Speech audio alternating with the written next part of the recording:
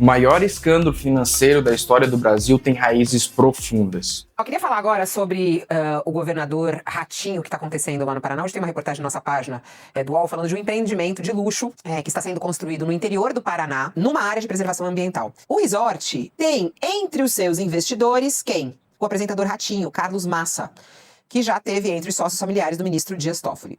Oi, gente, eu sou Samuel, sou militante do PSTU e no vídeo de hoje nós vamos falar sobre como o escândalo do Banco Master tem respingado na família do governador Ratinho Júnior. O jornal Folha de São Paulo, em uma matéria publicada em seu site, revelou que o Instituto Agriterra, que é um órgão aqui do governo do estado do Paraná, deu autorização para a construção do resort de luxo, o Taiaiá, Porto Rico. Tá, mas aí você me pergunta, o que tudo isso tem a ver com o governador do estado? Bom, gente, antes de continuar, eu quero pedir aqui para vocês seguir o nosso canal aí, deixar o joinha, que isso vai fortalecer demais, beleza? Então vamos lá. Vejam bem, a empresa da família do governador, que é liderada aí pelo apresentador Ratinho Júnior, pai do governador, essa empresa se chama Gralha Azul, ela foi sócia desse empreendimento até maio de 2024. E vejam bem, a reportagem mostra que a licença prévia para a construção do resort, ou seja, e vejam bem, esse resort, essa licença foi liberada para ser construída em uma área de preservação permanente. Foi dada lá em 2022. E é aí que começa o enrosco, né? Porque daí vocês perguntam, pô, será que ter um filho governador ajudou a sair essa licença? Bom, na verdade, ainda, a primeira pergunta que a gente precisava fazer é como que foi que se permitiu tirar uma licença para construção em uma área de preservação permanente, às margens do Rio Paraná? Vejam só que absurdo, né? Você sabe o que a palavra permanente quer dizer?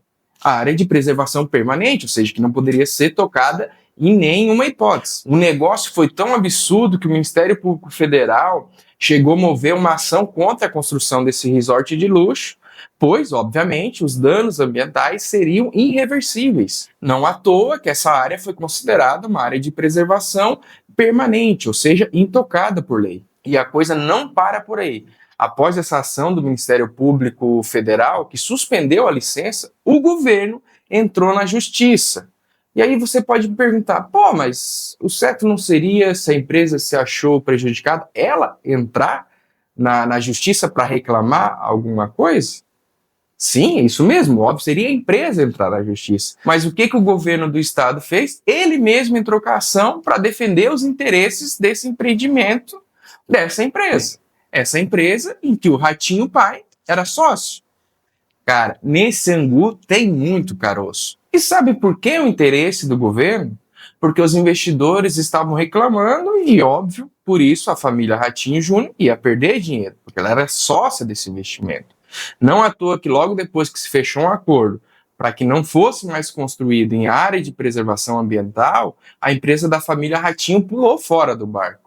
E outra coisa, os investidores que sabiam muito bem que o resort estava sendo construído em área de preservação permanente, ou seja, eles também tinham responsabilidade, começaram a entrar na justiça solicitando seus investimentos de volta. E tem mais, sabe quem também era sócio desse resort? Os dois irmãos do ministro Dias Toffoli.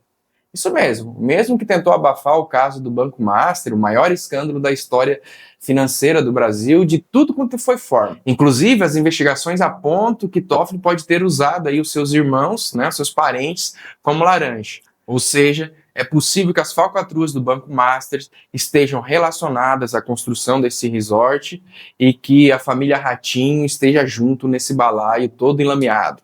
E não é só aí que as falcatruas do Banco Master podem respingar no governador, não, tá? O comprador da Copel Telecom, né, que foi privatizada, virou a Liga e tal, o Nelson Tanuri, foi um dos alvos da segunda fase da Operação Compliance Zero, deflagrada pela Polícia Federal, que investiga aí as tramóias do Banco Master, né? E vale lembrar que o Banco Master também foi um dos principais financiadores do fundo que comprou a Copel Telecom, ou seja, financiou diretamente a compra da Copel Telecom e que daí pode sair muita sujeira ainda.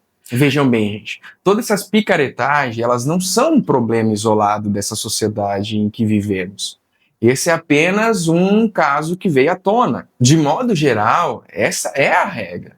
Os ricos, os poderosos, têm livre acesso a todas as autoridades, deputados, senadores e até mesmo o mais alto nível do poder judiciário, como ficou explícito no envolvimento do ministro Dias Toffoli no caso do Banco Master. Vorcaro, né, o dono do Banco Master, que se apresenta aí como um investidor arrojado, chegou até a conseguir uma reunião com o próprio Lula em 2024, que foi articulada pelo Guido Mantega, né, que é do PT.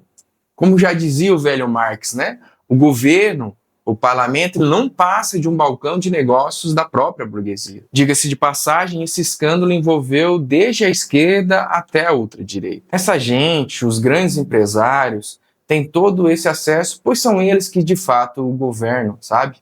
São esses o que os governos escutam, seja de direita, esquerda, independentemente da aparência que tem. Eles escutam esses grandes empresários e não os trabalhadores. Aliás, de certo modo, até faz sentido, né? Já que são eles que financiam as campanhas eleitorais de toda essa gente. Mas agora, vejam bem, apesar de a gente saber que o mais provável é que tudo isso acabe em pizza, e veja bem, eu digo isso não por ser pessimista ou algo do tipo, mas por conta dos acontecimentos concretos da realidade. Basta a gente olhar aí para o que aconteceu com o Toffoli, estava no caso até esses dias atrás, mesmo diante de todas as provas que o tornavam no mínimo suspeito para continuar no caso, ou ainda que Daniel Vorcaro, dono do Banco Master, que fez toda essa falcatrua, já foi solto e está apenas usando tornozeleira eletrônica, aproveitando toda a grana que adquiriu com todas essas falcatruas. Veja bem, é isso que acontece. Isso tudo é muito revoltante, não é? A gente sabe que quem vai pagar a conta, no final das contas, são os trabalhadores. Diretamente, como no caso em que seus fundos de pensão foram investidos nesses bancos, como o caso do Rio de Janeiro, se não me engano, Brasília também, né? Ou indiretamente nas medidas que serão utilizadas para tentar resolver esse problema. No final das contas, vai sair do imposto ou das taxas que os próprios bancos cobram, vai sair do nosso bolso. É isso que vai acontecer. Então, é por isso, por exemplo, a gente não pode naturalizar esse tipo de problema, apesar, e isso é muito importante, de entender que faz parte da lógica desse sistema. E diante disso, o que a gente precisa fazer? A gente precisa denunciar com todas as nossas forças e exigir que os culpados sejam responsabilizados, que tenham todos os seus bens expropriados para arcar com os prejuízos dos afetados, entende? Não é possível que Daniel Vorcaro fique aí livre, leve, solto, esbanjando toda a riqueza que acumulou, passando a perna nos outros. Agora, é verdade também que não se pode ter nenhuma esperança no judiciário, não é? Dado o envolvimento que eles têm. E nem nessas palhaçadas que são as CPIs.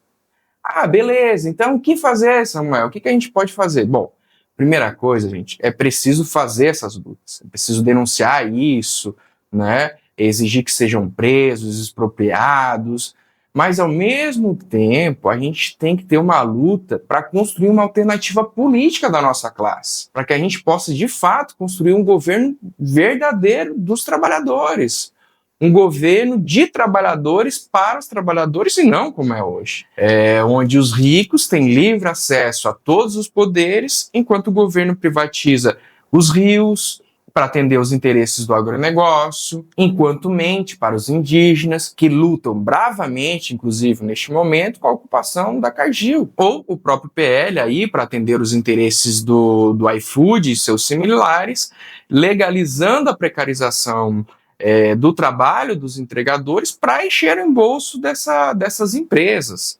E isso são apenas alguns exemplos, gente. Nós precisamos, de fato, construir uma alternativa política para, de fato, tomar o poder em nossas mãos, construir um governo que vai pensar nas necessidades dos trabalhadores e não para atender os super ricos e poderosos. Bom, gente, esse foi mais um vídeo aí do nosso canal, falando aí sobre as falcatruas do Banco Master e como isso tem respingado aqui no governo do Paraná, na família Ratinho Júnior. Se você gostou do conteúdo aí, se inscreva no canal, deixa o joinha, fortaleça a gente e compartilhe o conteúdo com seus amigos. Até mais, até a próxima.